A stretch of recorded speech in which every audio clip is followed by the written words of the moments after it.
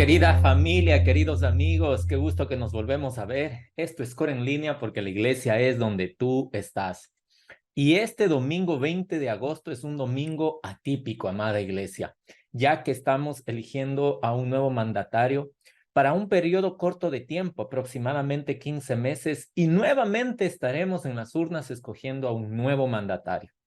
Si bien el tema de hoy es sobre la generosidad extravagante, quiero empatar este tema con el contexto político y social que estamos viviendo. Antes de continuar, quiero pedirte que tengas los elementos para celebrar la comunión, el pan y la copa. Puedes poner pausa y alistar estos elementos y regresas al mensaje. Este día voy a tratar de responder 3 preguntas muy puntuales que han estado en el ambiente, que quizás te has hecho, que quizás tienes ya una respuesta y que quiero a la luz de la palabra tratar de responder estas 3 preguntas. Primero, ¿la iglesia y la política son compatibles? Segundo, como cristianos debemos involucrarnos en política. Y tercero, Jesús, ¿de qué partido político es? Voy a dar inicio respondiendo la última pregunta. Jesús y los partidos políticos. Y es que en la época de Jesús, claro que habían partidos políticos. Eso no es algo nuevo de esta generación o de este siglo. Esto es algo que ha venido a lo largo de la historia y hay tantos textos, hay tanta riqueza en la historia que puedes revisar y analizar. Pero por supuesto, en el contexto en el que Jesús entra en escena en la historia de la humanidad, habían partidos políticos. Y muchos de estos partidos políticos quisieron fichar a Jesús en sus filas. Recordemos que él empieza su movimiento, su ministerio, como un total y completo desconocido, y a medida que iba ganando popularidad, su mensaje iba calando en el corazón de las personas, su fama se fue extendiendo y los líderes de estos partidos políticos, de estos partidos religiosos, quisieron ficharlo para sus filas. En aquel entonces, algunos partidos políticos en la época de Jesús eran los fariseos, los saduceos, los esenios, entre otros. Y cuando Jesús entra en escena y su fama se extiende, estos grupos, al ver que el mensaje que Jesús trae no es compatible con el mensaje que ellos profesaban, enseñaban, empiezan a atacarlo, empiezan a buscar maneras para desprestigiarlos, ya que la enseñanza o doctrina que Jesús tenía y tiene hasta la actualidad es distinta al modelo que cada uno de estos grupos religiosos, de estos grupos políticos profesaban. Además, en la época de Jesús, Israel estaba bajo el dominio del Imperio Romano, quienes los habían conquistado y demandaban del pueblo tributos o impuestos, agravando más el escenario político, jurídico y administrativo en el que Jesús creció y estableció su movimiento llamado iglesia. Ahora, muchos políticos, muchos gobernantes, personas de mucho dinero, de mucho poder en la época de Jesús querían conocerlo, querían reunirse con él. Les pareció una persona fascinante. Habían muchos testimonios. Era la persona que estaba en el top, en el momento. Era de quien más se hablaba en esa época.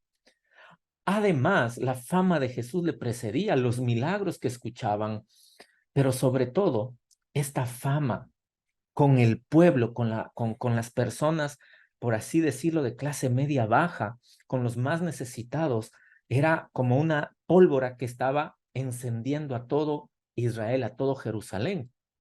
Pero por alguna extraña razón, Jesús nunca se afilió o militó en ningún partido político de su época. Es más, no aceptó estas invitaciones de los políticos, los gobernantes o las personas de poder de su época.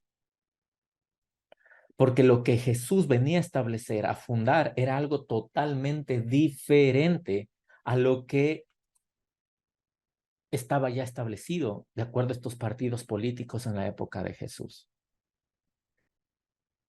Pero estos líderes políticos, al ver que Jesús no se sumaba a sus filas, quisieron desprestigiarlo, quisieron ponerle trampas, maquinaron estrategias para hacerle caer en sus palabras y en sus enseñanzas, en esta nueva doctrina, en esta nueva forma de vivir, de hacer política inclusive, que Jesús estaba profesando. Acompáñame. En Mateo capítulo 22, verso 15 en adelante, se plasma uno de estos episodios que tiene que ver con política. Leamos, por favor. Entonces, dice, los fariseos se juntaron para tramar cómo hacer que Jesús cayera en la trampa de decir algo por lo cual pudiera ser arrestado. Así que los fariseos de esa época empezaron a buscar en todas las redes sociales de Jesús, Facebook, Instagram, X, Threads. Sí, también tenía Threads Jesús. Y en entrevistas pasadas en los medios de comunicación empezaron a ver para ver si encontraban alguna palabra, alguna frase con la cual podían acusarlo a Jesús, difamarlo. Pero ¿saben qué era lo más curioso? Es que no encontraban nada. Buscaban la manera de ponerle una trampa y se daban cuenta que no había cómo en la persona de Jesús. ¿Te das cuenta que la manera de hacer política no es algo nuevo? Esa manera de tratar de desprestigiar no es algo nuevo. Viene desde los tiempos de Jesús, desde tiempos bíblicos.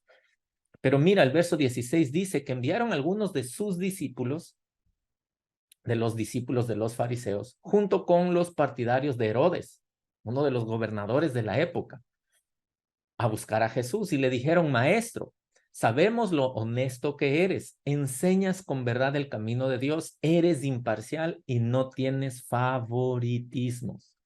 Wow, empezaron adulando a Jesús.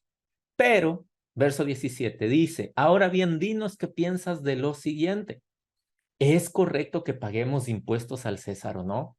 Y este término, esta palabra impuestos, habla de esta estructura gubernamental, habla de una estructura política, jurídica, administrativa. Y por supuesto, le estaban dando en el corazón de Israel al poner sobre la mesa cómo el imperio romano había gobernado y exigía los impuestos a la nación de Israel. Pero que Jesús, verso 18, pero Jesús conocía sus malas intenciones y sin pelos en la lengua Jesús les dice, hipócritas, falsos, ¿por qué intentan atraparme? Veamos, muéstrenme la moneda que se usa para pagar el impuesto.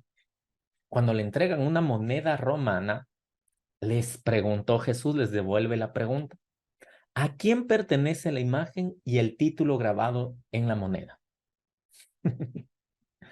Al César contestaron. Bien dijo. Entonces den al César lo que pertenece al César y den a Dios lo que pertenece a Dios. Y su respuesta les dejó asombrados y se marcharon con el rabo entre las piernas. Bueno, eso no dice esta versión, yo le añadí eso. Ahora, ¿por qué Jesús no deslegitimó al César? No le quitó poder, no le quitó valía a un imperio que estaba gobernando, que estaba esclavizando a la nación de Israel. Se supone que ellos son los malos de la película. Se supone que el mecanismo de impuestos es malo. Por eso es que muchas personas tratan de evadir impuestos, de no pagar impuestos, pero aquí Jesús valida esto. ¿Por qué Jesús dijo que no hay que, él no dijo que no había que pagar impuestos? Él reconoció que había que darle al César lo que es del César, pero además que había que darle a Dios lo que es de Dios. Ahora, amada iglesia, amados, queridos amigos, hermanos y compañeros de batalla, este término política, gobierno, está en las escrituras desde el Génesis al Apocalipsis. No es algo nuevo, es algo con lo que tú y yo tenemos que aprender a lidiar, es algo con lo que tú y yo tenemos que aprender a vivir y qué mejor si lo hacemos comprendiendo desde la base, desde el fundamento, para hacer política, para servir, para usar las herramientas que hoy tenemos, como el día de hoy de ir y escoger un gobernante.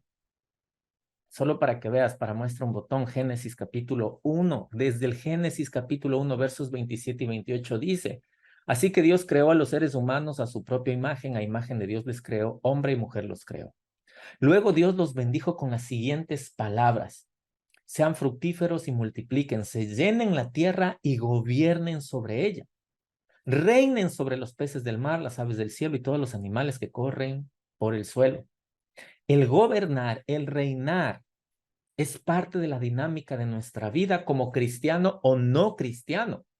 Cada día estamos gobernando. Empieza por nuestra vida, empiezas por gobernar tu propia vida, tu hogar, tu familia, tu salud, tus finanzas, tu profesión, nuestras amistades. Estamos gobernando constantemente, administrando los recursos que tenemos. Eso tiene que ver con gobernar, con ser buenos administradores, y lo estamos haciendo todo el tiempo. Y es por eso que luego el apóstol Pablo nos da una instrucción muy clara y puntual sobre los gobernantes.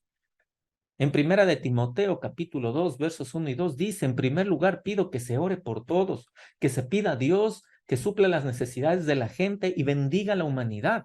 Oren también agradeciendo a Dios las respuestas a esas oraciones. Que se ore por los reyes y todas las autoridades para que tengamos un ambiente de paz y tranquilidad, donde sea posible adorar y respetar a Dios. Mira cómo el apóstol Pablo también valida este sistema de gobierno, este sistema político, a tal punto que nos pide como creyentes que oremos por las autoridades, no que los critiquemos. Para eso hay otros mecanismos, pero como creyentes, nuestro trabajo es orar independientemente de quién quede en Carondelet. Si hay una primera, segunda vuelta, reelección, lo que sea.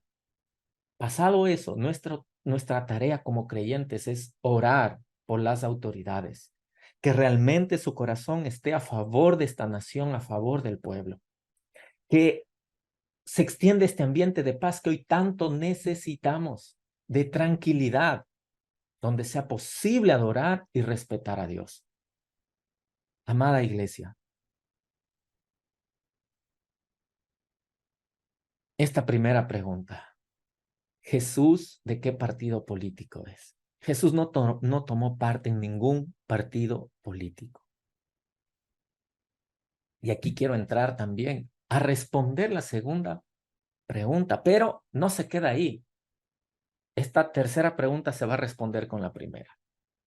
Si bien Jesús no toma parte en un partido político de la época, también no lo hace. O mejor dicho, si él estuviera vivo en este siglo XXI, Jesús tampoco tomaría partido político en ninguno de los movimientos o partidos políticos actuales. Y eso tiene una razón. Pero quiero enfocarme ahora en la segunda pregunta. Como cristianos, ¿debemos involucrarnos en política? ¿Y sabes cuál es la respuesta? Claro que sí. Claro que sí tenemos que involucrarnos en política.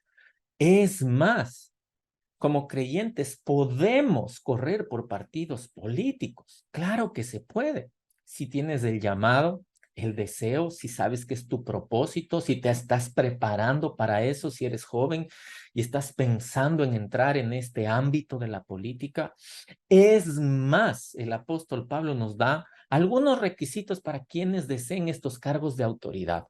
Primera de Timoteo capítulo 3, verso 1 en adelante, dice: esto es cierto. El que quiere ser dirigente aspira a una buena obra, y es bueno gobernar, es bueno servir. Ya sabes que estamos gobernando todo el tiempo, administrando todo el tiempo, y es bueno quererlo hacer a favor de los demás. Pero mira ciertos requisitos que el apóstol Pablo nos pone en escena.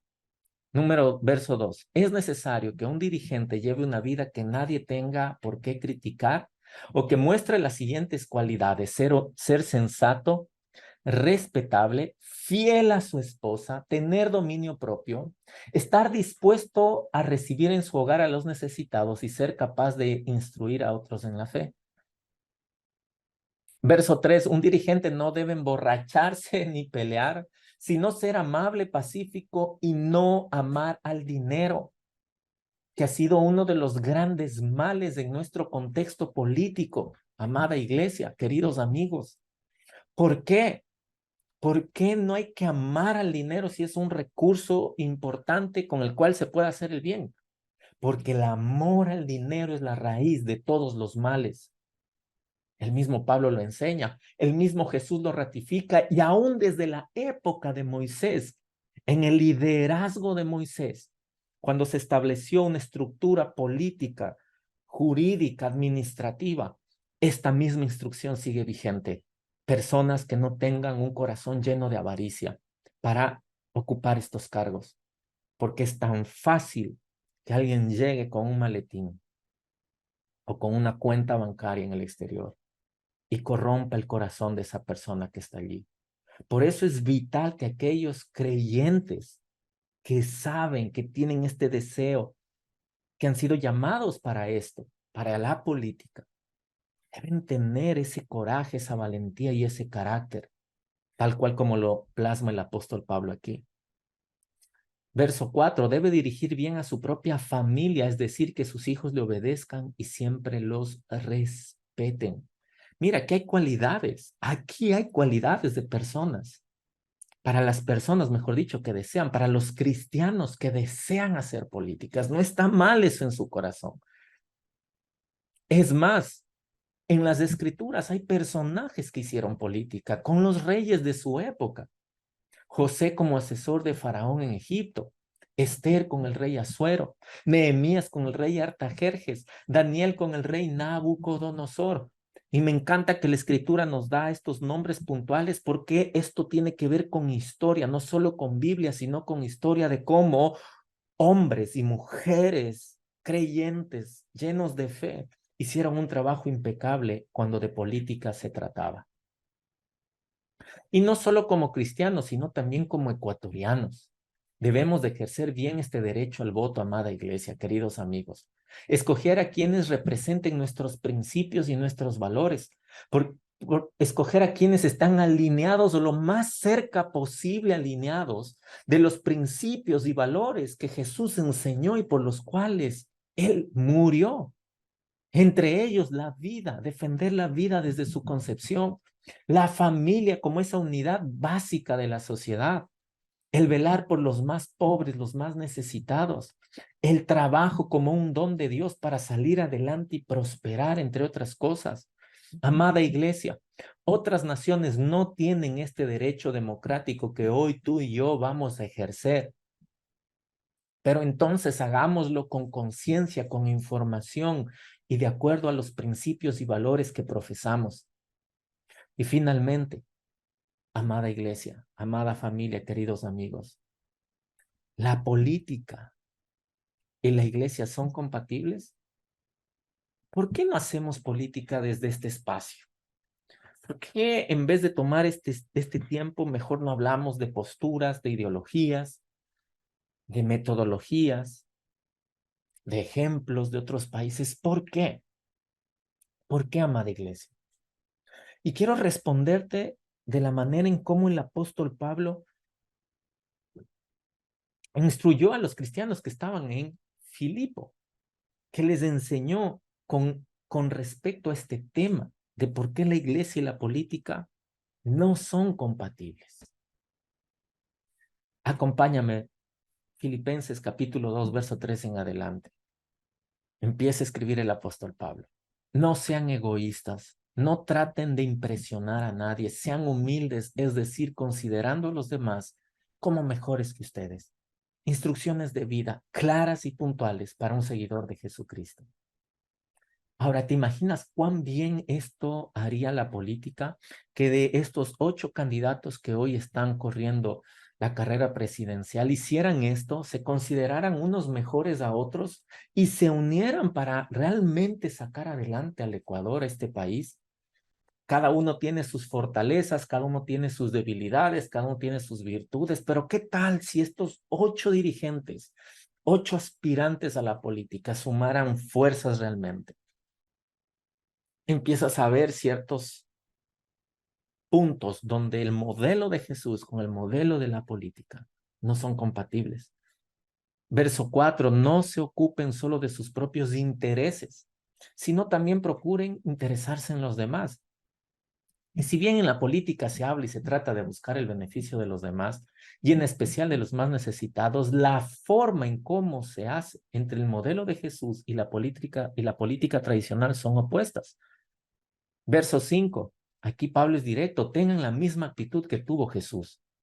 ¿Y cuál fue esa actitud? Para servir a los demás, para ocuparse de los demás. Aunque era Dios, verso 6, no consideró que el ser igual a Dios fuera algo lo cual aferrarse. En otras palabras, Jesús no se aferró al poder y nos mostró otro tipo de poder que trasciende el tiempo y el espacio, que penetra los corazones de las personas. Lo que Pablo trata de decir con esta frase es que Jesús no jugó su carta de yo soy Dios y tienen que hacer lo que yo diga, a mi manera y con mis reglas. Jesús no usó esa carta de yo soy el Hijo de Dios y voy a sacar un beneficio personal. En cambio, verso 7, renunció a sus privilegios divinos, adoptó la humilde posición de un esclavo y nació como un ser humano. ¿Empiezas a ver, amada iglesia, las diferencias entre el modelo de Jesús y el modelo político? Empiezas a ver por qué no son compatibles y por qué desde un púlpito no hacemos política. Porque mientras en política los candidatos juegan para ganar, Jesús jugó para que otros ganen. Jesús jugó para perder, para que otros ganen. Tú y yo podamos ganar.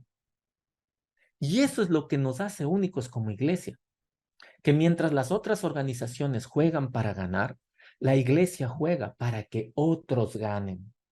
La iglesia muestra una generosidad extravagante cuando da, no cuando pide, cuando sirve, no cuando exige. La iglesia muestra una generosidad extravagante cuando perdona, no cuando te pide prohibido olvidar. Porque como iglesia, si jugamos con las mismas reglas de la política para ganar, perdemos lo que nos hace únicos, que es la gracia de nuestro Señor Jesucristo, que tanto necesitamos. Todos necesitamos de su gracia, de su favor, de su perdón. Seas alguien de izquierda, seas alguien socialista, de centro, de derecha, capitalista, todos necesitamos salvación. Todos necesitamos de Jesús. Ahora comprendes por qué Jesús no tuvo un partido político, porque si él tomaba una postura, perdía al otro. Si Jesús tomaba una postura política, perdía a los otros. Por eso él se rehusó en varias ocasiones en pertenecer o ser parte o jugar con las mismas reglas que la política juega.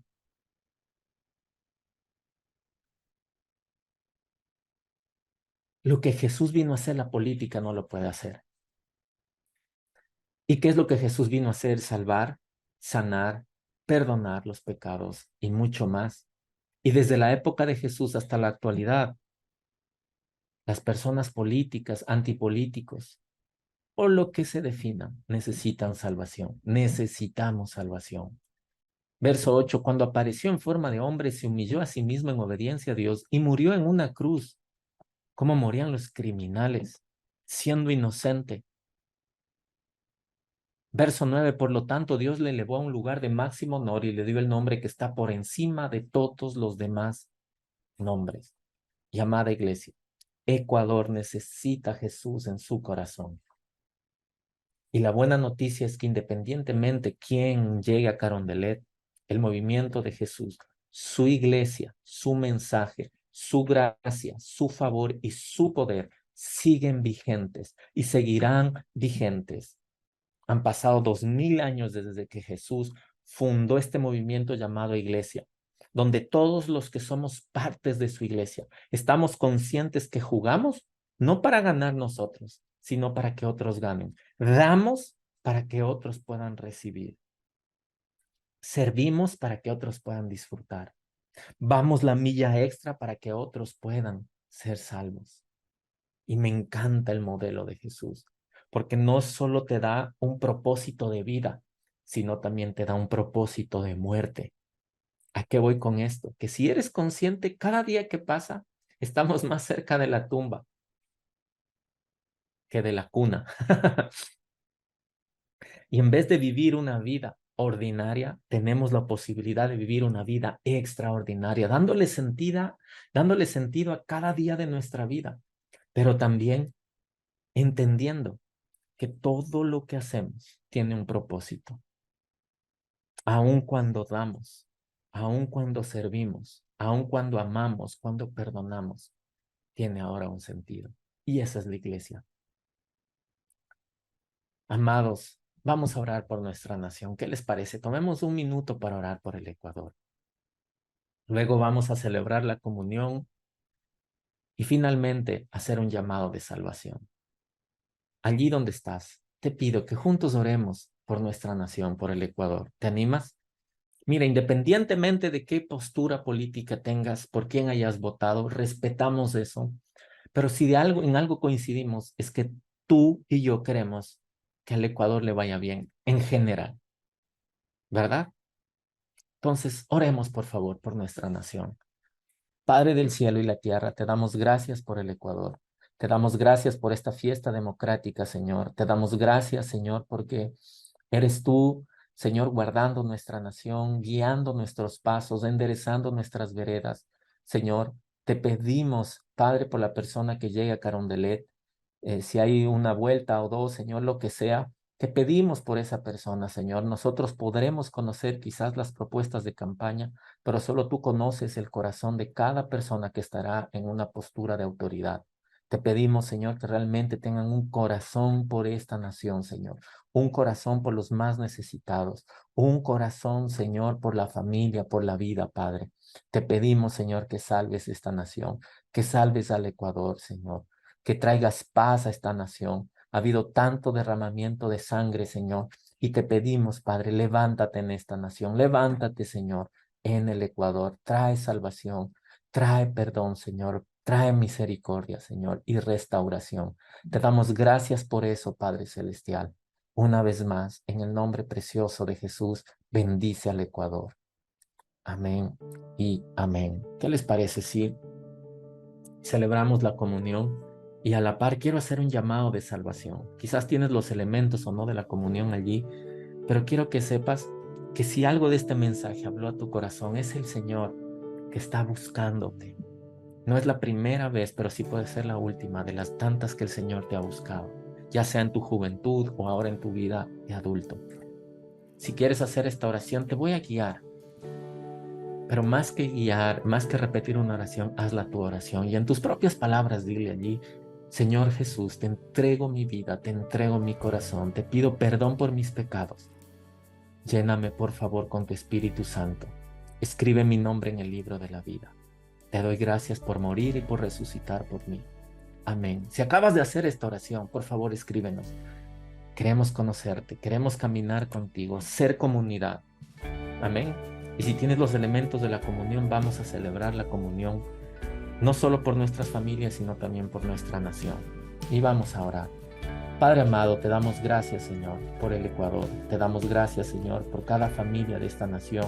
Te damos gracias por nuestra familia y nuestra vida. Señor, en esta hora creemos, Señor, que aquella noche que tomaste el pan, Señor, declaraste que eso iba a ser tu cuerpo, que iba a ser partido, Señor, a causa de nuestras enfermedades, de nuestros pecados, de nuestras dolencias. Y hoy creemos, Señor, que mientras tomamos del pan, Señor, vida y salud fluye por nuestro cuerpo. En el nombre de Jesús, puede tomar del pan. Señor, así también derramaste tu sangre y tomaste la copa, Señor, para instruirnos que ibas a derramar hasta la última gota de tu sangre para el perdón de nuestros pecados y para escribir un nuevo pacto en el cual nos encontramos. Te damos gracias, Señor, por tu sangre preciosa que nos lava, que nos limpia de todo pecado. Puede tomar de la copa. Señor, te damos gracias que a través de este acto recordamos del por qué moriste, pero también por qué resucitaste. Señor, una vez más te damos gracias por nuestros hogares, por nuestras familias y las familias de esta nación. Bendice al Ecuador, Señor, en el nombre de Jesús. Amén y amén. Gracias, querida iglesia, amada familia. Les agradezco una semana más. Seguimos aquí, vamos con expectativa. Y también quiero agradecer a todos quienes hacen posible que sigamos llevando el Evangelio de Jesucristo a los extremos de esta hermosa nación, el Ecuador. Así que si tú quieres ser parte con tus contribuciones, con tus ofrendas, con tus diezmos, por favor, aquí está nuestro WhatsApp, escríbenos y te daremos mayor información. Así también estás viendo en pantalla, tenemos esta meta de juntar ya, nos hacen falta 5 familias que quieran aportar con $60 para pintar la fachada de nuestras instalaciones. Esto se llama Corazón por la Casa. Si tú quieres ser parte, también escríbenos a nuestro WhatsApp y te daremos toda la información. Sin más que decirles, amada iglesia, me despido, les bendigo, nos vemos la próxima semana. Esto es Coro en Línea porque la iglesia es donde tú estás. Chao, chao. Bendiciones. Gracias por conectarte con nosotros. Te esperamos el próximo domingo. Recuerda seguirnos en todas nuestras redes sociales para que estés al tanto de cada una de nuestras reuniones y actividades en COR. Escríbenos a nuestro número de WhatsApp para más información. COR, un lugar para ti.